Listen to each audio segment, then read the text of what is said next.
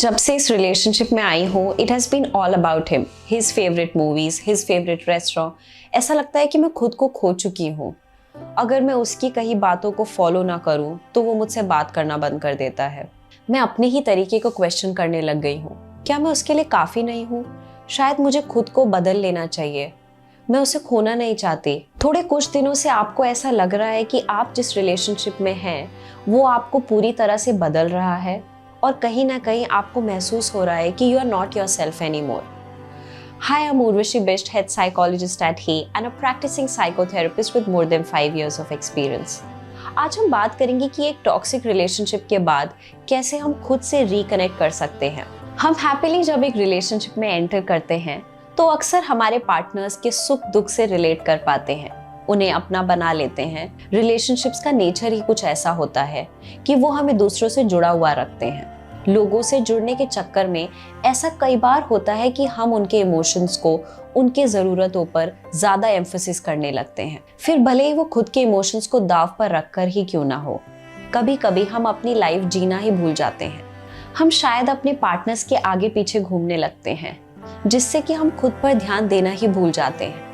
जैसे वो कहते हैं आप वैसा ही करने लग जाते हैं। ऐसा पॉसिबल है कि आप आउट ऑफ लव उनके लिए ये सब करते हैं, लेकिन ये कब आउट ऑफ हैंड चला जाए और हम कब थका हुआ महसूस करने लग जाएं, it gets difficult to pinpoint. अगर हमारा पार्टनर कहे कि आज आपको ये पहनना चाहिए, आप वही पहनते हैं। अगर वो बोले कि आज आपके मन की नहीं बल्कि उनके मनचाही मूवी देखेंगे, तो आप उसमें भी कहना मान जाते हैं आसानी से। उनकी कही बातें कहीं ना कहीं आपके एक्शंस कंट्रोल करने लगती हैं। हमें लगता है कि वो हमसे प्यार करते हैं, तो क्यों ना हम अपना प्यार उनका कहना मानकर जताएं। हम खुद की नीड्स को नजरअंदाज करने लगते हैं, भूल जाते हैं। जल्दी ये छोटी रिक्वेस्ट एक्सटेंड्स होने लगती हैं। आप किससे मिलेंगे, किससे नहीं, किससे बात करेंगे, किससे नहीं, क्या करेंगे, क्या नहीं, सब कंट्रोल करने लगते हैं। और अगर आप उनकी कही बातों को नहीं निभाते तो वो पैसिव अग्रेसिव हो जाते हैं और आपको ऐसा महसूस कराते हैं कि आप उनसे प्यार नहीं करते। आप एक पॉइंट तक तो उनकी सुन भी लेते हैं, लेकिन बाद में उनके रिपरकशंस फेस करने लग जाते हैं। आपको ड्रेन्ड और रिस्ट्रिक्टिव सा महसूस होने लगता है, क्योंकि आप अपने पार्टनर को सेटिस्फाई करने में लग जाते हैं। आप ऐसा कुछ नहीं कर पाते हैं जिससे आपको खुशी मिले। शायद इतनी एनर्जी ही नहीं बचती है। हम ये सब करने से इतने हैबिचुएटेड हो जाते हैं कि हम ये समझ ही नहीं पाते कि अब आगे क्या कदम उठाना चाहिए।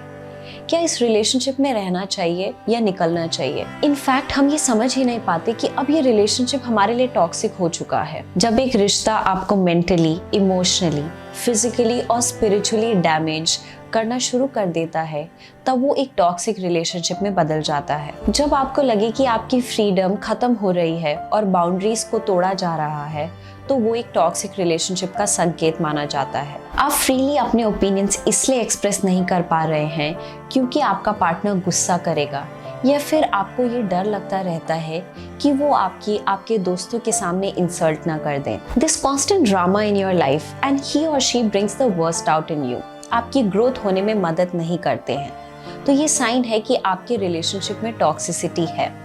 यानी जितना इमोशनल वर्क आप अपने रिलेशनशिप में कर रहे हैं, आपका पार्टनर आपके लिए कभी ऐसा नहीं करता।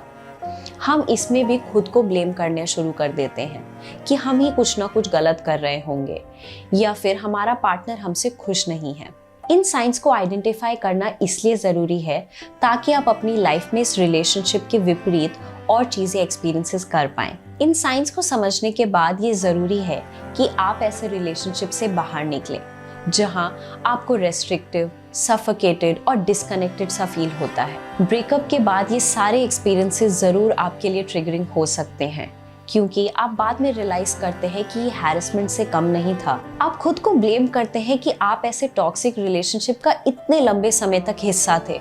आपको फ्लैशबैक्स भी आ सकते हैं जहां आप अपनी इन ट्रॉमेटिक एक्सपीरियंसेस को रिलीव भी कर सकते हैं, जो आपको इमोशनल डिस्ट्रेस में डाल सकते हैं। एंड फॉर सम रीजन और द अदर आप खुद को ब्लेम करना शुरू कर देते हैं। हम एक ऐसे सेल्फ ब्लेमिंग लूप में आ जाते हैं जहां हम ये सोचते हैं कि क्यों हमने पॉजिटिव टाइम्स या पॉजिटिव तरीके में इस रिलेशनशिप के बारे में सोचा। Despite constant gaslighting, prolong manipulation, excruciating control and also अकेलापन। जिस इमोशनल अब्यूज से आप गुजरते हैं तो वो आपके ब्रेन में कुछ चेंजेस ले आते हैं। जब आप स्ट्रेस में होते हैं, जैसा हमने अपनी पहली वीडियो में बताया है, हमारी बॉडी फाइट और फ्लाइट मोड में चली जाती है। या तीसरा ऐसा रिस्पॉन्स जिसे हम फ्रीज कहते हैं, ट्रॉमा के दौरान एक्टिवेट हो जाता है, जिसपे हम नम फील करते हैं, स्टक फील करते हैं।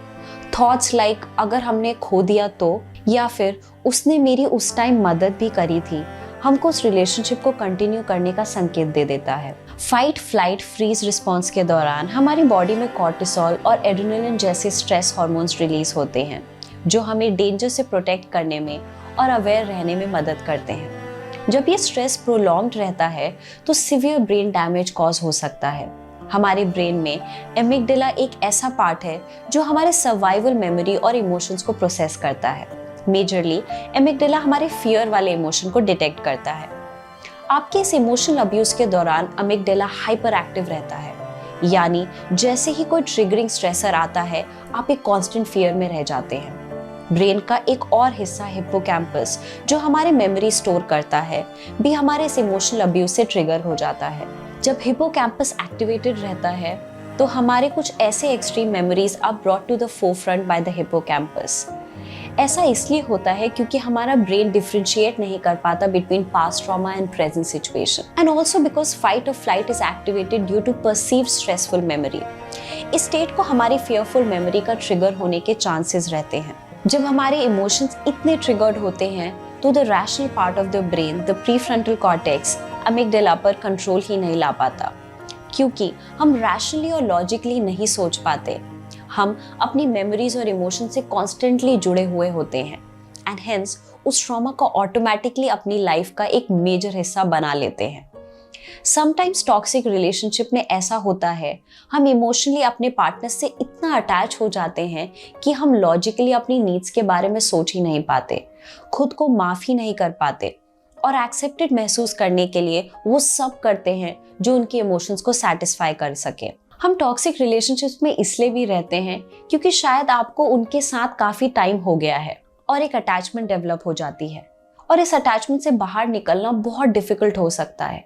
हम इस उम्मीद में रह जाते हैं, इस होप में रहते हैं कि दिस विल गेट बेटर।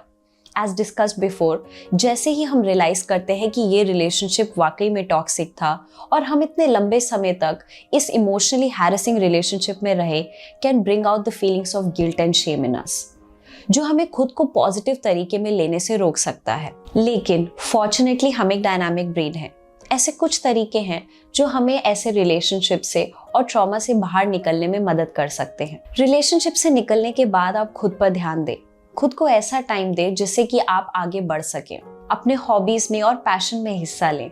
इससे आपको अपनी लाइफ पर कंट्रोल मिलेगा, आपको आपकी फ्रीडम महसूस होगी। खुद से जुड़ने के लिए एफर्ट्स डालें, go for a workout, meditation, relaxation techniques, ये सब आपको आपकी ओवरवेलमिंग इमोशन को कंट्रोल में लाने में मदद करेंगे। अपने दोस्तों से कनेक्ट करिए, उनकी मदद लें, उनका सपोर्ट आपको हील करने में मदद करेगा। एम्पावरिंग एफर्मेशंस की मदद लें, खुद को मोटिवेट करिए, जैसे कि मुझे खुश रहने का हक है, मैं अपनी लाइफ में अपने टर्म्स पर जीऊंगी, I am strong and confident, मैं काबिल हूँ और वो सब कर दूंगी जो मुझे आगे ले जाएगा। देखा जाए तो ऐसे रिलेशनशिप से बाहर निकलना इन अ वे लॉन्ग रन में हमारे लिए अच्छा ही है। आप ऐसे ब्रेकअप्स को एज एन अपॉर्चुनिटी के रूप में देखिए। ऐसा सोचिए कि ये ऐसा मौका है जिससे आप अपने आप के और करीब आ सकते हैं। जब आप खुद से प्यार कर सकेंगे तो ऑटोमेटिकली आप अपनी नीड्स को समझ पाएंगे और उनको पूरा भी कर पाएंगे। ले डाउन कि आप एक रिलेशनशिप से क्या एक्सपेक्ट करते हैं और उस पर अमल करिए, बाउंड्रीज बनाइए और खुद की रिस्पेक्ट करिए। किसी और को प्यार देने से पहले खुद से प्यार करिए। If you like this video, you can download our app. Just follow the link on your screen.